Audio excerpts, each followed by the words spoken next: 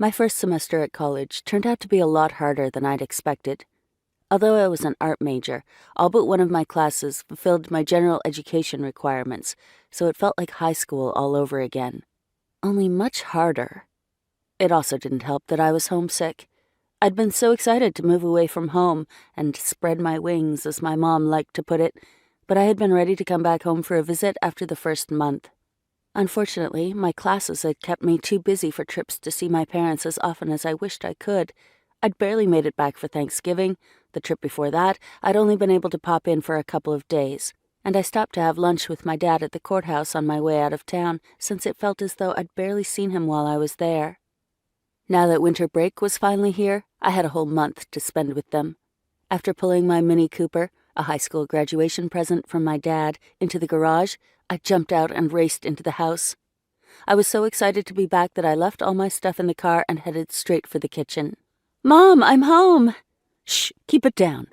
She lifted her wine glass toward the hallway that led to my dad's office before taking a healthy gulp.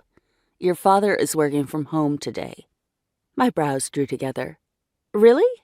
I saw his car in the garage, but I figured you dropped him off today or something.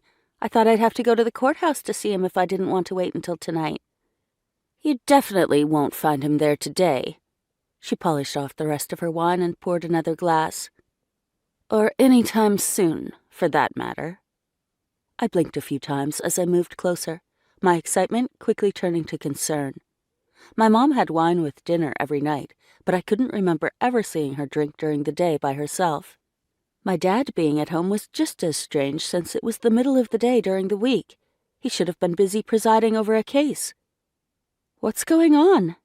"Nothing, dear." She dropped the empty wine bottle in the recycling bin.